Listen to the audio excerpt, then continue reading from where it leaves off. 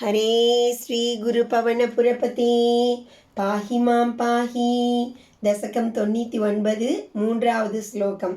हे स्तोतारः कवीन्द्रास् तमिह खलु यथा चेतयध्वे तथैव व्यक्तं वेदस्य सारं प्रणुवत जननोपात लीलाकथाभिः जानन्तश्चास्य नामान्यखिलसुखकराणीति संकीर्तयध्वं हे विष्णो कीर्तनाद्यैस्तव खलु महतस्तत्त्वबोधं भजेयम्.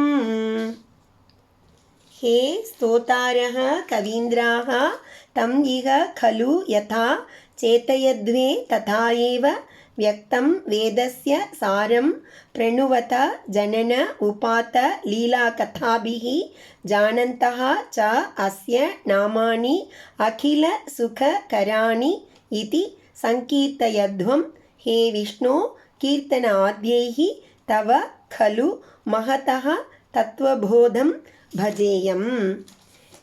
हे स्तोतारः कवीन्द्राः, ஓ துதிகள் இயற்றும் கவிஞர் பெருமக்களே, இஹ கலு இவ்வுலகில் வேதஸ்ய சாரம் வேதங்களின் சாரமான தம் அந்த பரம்பொருளை யதா எவ்வாறு சேத்தயத்வே அறிகிறீர்களோ ததாயேவ அவ்வண்ணமே ஜனன உபாதா அவரது பற்பல அவதாரங்களில் செய்த லீலா கதாபிகி திருவிளையாடல்களை கூறும் கதைகளின் மூலம் வியக்தம் தெளிவாக பிரணுவதா எடுத்துரையுங்கள் அஸ்ய நாமானி அவரது திருநாமங்கள் அகில சுககராணி அனைத்து நன்மைகளையும் யாவர்க்கும் அளிக்க வல்லவை இதி ஜானந்தகா என்று அறிந்து சங்கீர்த்தயத்வம் ச அவற்றை நன்கு பாடவும் செய்யுங்கள். ஹே விஷ்ணு, ஓ எங்கும் நிறைந்த பிரானே, மகதः தவ மகிமைகள் பொருந்தியவனான உனது கீர்த்தன ஆத்யைஹி கலு புகழை பாடுதல் முதலியவற்றால் நிச்சயம் தத்துவபோதம் பஜேயம் மெய்ஞானத்தை நான் அடைவேன்.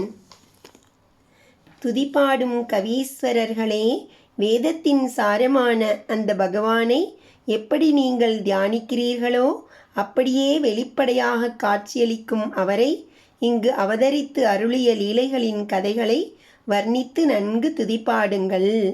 அறிவு படைத்தவர்களே, எல்லோருக்கும் எல்லா இன்பங்களையும் அளிக்கும் அவருடைய நாமங்களை கீர்த்தனை செய்யுங்கள். எங்கும் நிறைந்த பகவானே, மகா புருஷரான உம்முடைய நாம சங்கீர்த்தனம் முதலியவற்றால் நான் உண்மை உணர்வை அடைவேனாகா.